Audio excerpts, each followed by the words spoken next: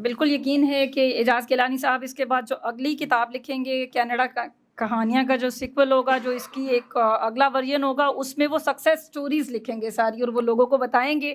اور پھر اس کے بعد وہ لوگوں پر چھوڑ دیں گے کہ اب لوگ جانا چاہتے ہیں تو جائیں، اور نہیں جانا چاہتے تو نہ جائیں۔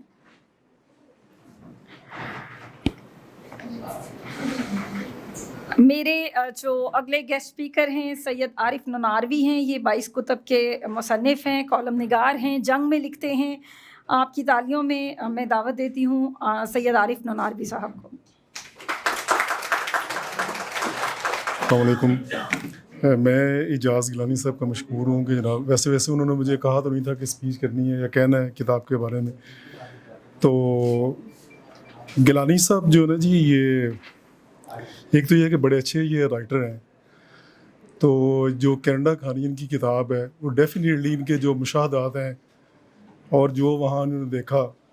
اس کو انہوں نے بڑے اچھے الفاظ میں بیان کیا، اور وہ سبق آموز کہانی ہے میرے خیال میں۔ اور جو لوگ باہر جاتے ہیں ان کے لیے بھی جیسے ظہیر صاحب نے کہا کہ وہ پڑھنی نہیں چاہیے، کیوں پھر پتہ چل جاتا ہے کہ پاکستان کی کیا اہمیت ہے اور دوسرے جو ممالک ہیں وہاں پہ پاکستانی جو لوگ ہیں ان کی کیا اہمیت ہے، یا ان کو کس نگاہ سے دیکھا جاتا ہے۔ تو یہ میں ان کے پاس بیٹھا ہوا تھا کوئی چند دن پہلے گھر پہ، انہوں نے مجھے ایک بڑی اچھی چیز بتائی کینیڈا کے حوالے سے۔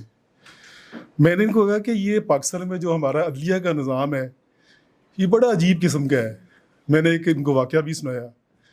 کہ ایک بندہ جو ہے وہ اس کا کوئی زمین کا کیس تھا، تو وہ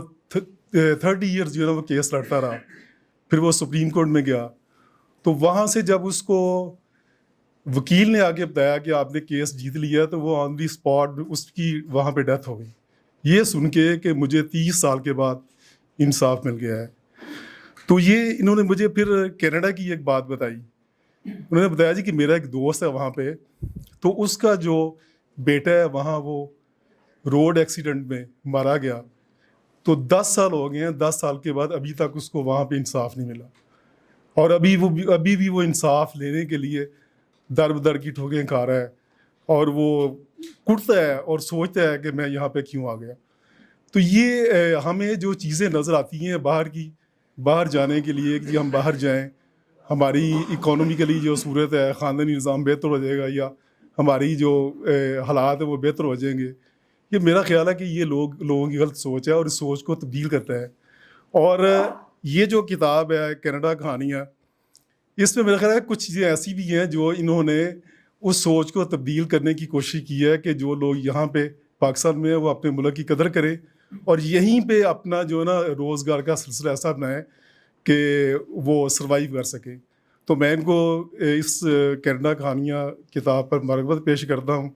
اور امید ہے کہ جو باقی کہانیاں ان کے پاس پڑھی ہوئی ہیں اس کو بھی یہ منظر عام پر لے کے آئیں گے۔ Thank you.